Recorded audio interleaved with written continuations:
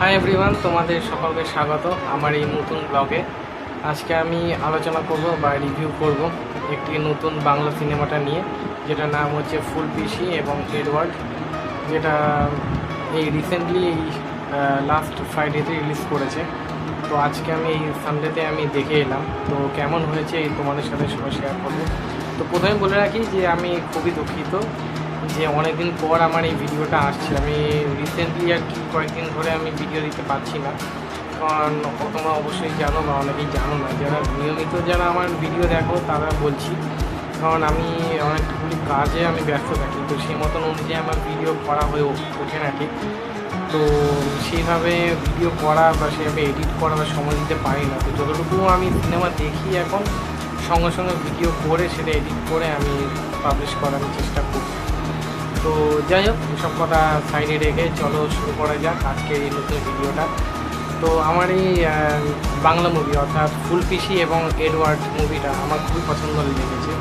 ওই রিসেন্টলি আমি যে কটা আমি বাংলা মুভি দেখেছি, অর্থাৎ এই ফাইন আর্টস যদি মুভিটা বলে রাখি, অর্থাৎ একাডেমি অফ ফাইন আর্টস, এই মুভিটার পরেই আমি এই মুভিটাকে রাখবো। আমার খুব মনে একটা জায়গা করে নিয়েছে এই মুভিটা, ফুলপিসি এবং এডওয়ার্ড।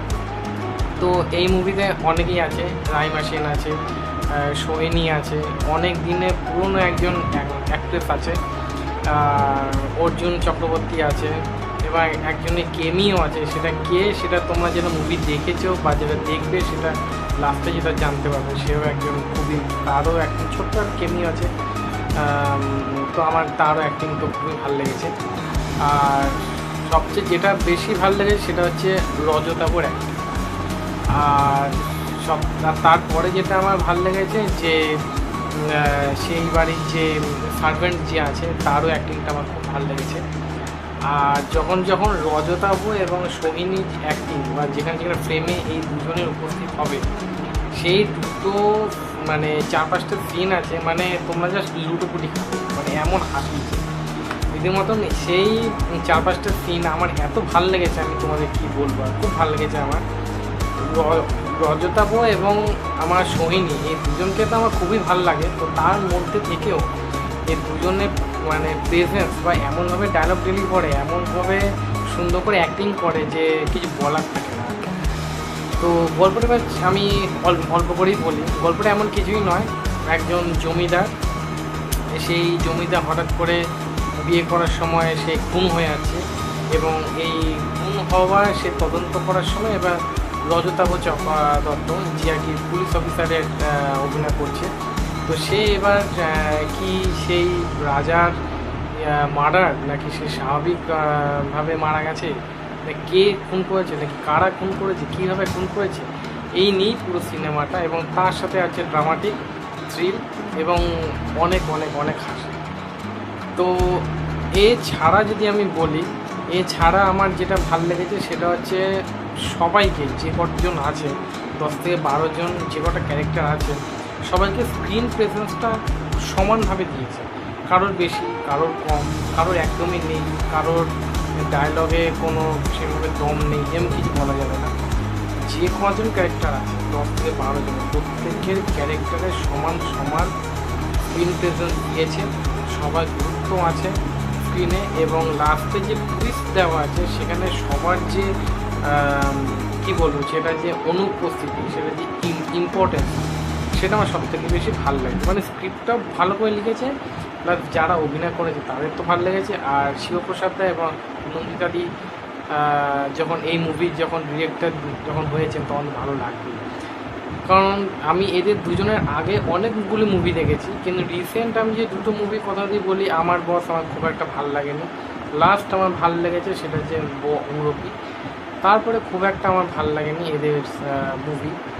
আর রিসেন্টলি আমি যদি বলি, এই আমার ফুলপিসিও এবং এডওয়ার্ডটাই ভালো লেগেছে।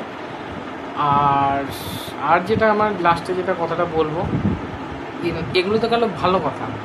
এবার খারাপ কথা যদি আমি আসি, সেটা হচ্ছে এখানে একটা ছোট্ট একটা সোশ্যাল একটা মেসেজ দেওয়ার চেষ্টা করেছে মুভিটা শেষে দিয়ে, সেটা তো খুবই একটা জাস্টিফিকেশনের দরকার পড়ে, এবং জাস্টিফিকেশন যেভাবে দিয়েছে সত্যি সেটা মারতে পারে, ভালো লেগেছে।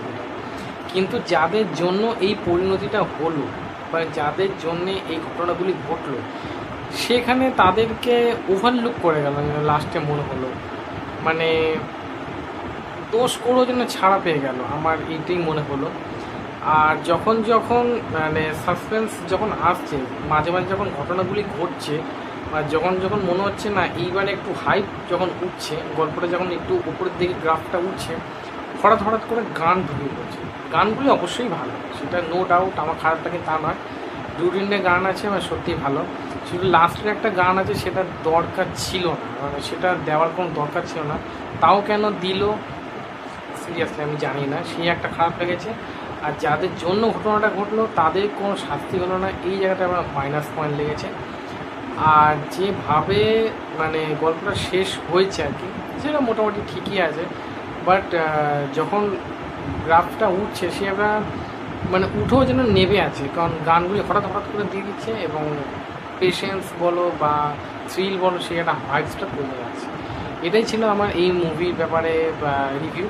তো তোমরা যারা মুভিটা দেখেছো তাদের কেমন লেগেছে, বা যারা মুভিটা দেখবে বলে প্ল্যান করছো, তো চটপট তোমরা নিয়ারে কোনো সিনেমা হলে যাও এবং দেখে ফেলো, এবং প্লিজ আমাকে কমেন্ট করে জানিও তোমার কেমন লাগলো বা কোন জিনিসটা ভালো লেগেছে, কোন জিনিসটা খারাপ লেগেছে। তো আশা করি তোমরা আমার পাশে থাকবে, এবং যারা এই চ্যানেলে প্রথম, প্লিজ তারা আমার এই চ্যানেলটিকে সাবস্ক্রাইব করো, লাইক করো, কমেন্ট করো, শেয়ার করো নিজের বন্ধু নিজের ফ্যামিলির মাধ্যমে, এবং কী করে আমার চ্যানেলটাকে আরও বেটার বানানো যায় প্লিজ তোমার সাজেশন করো।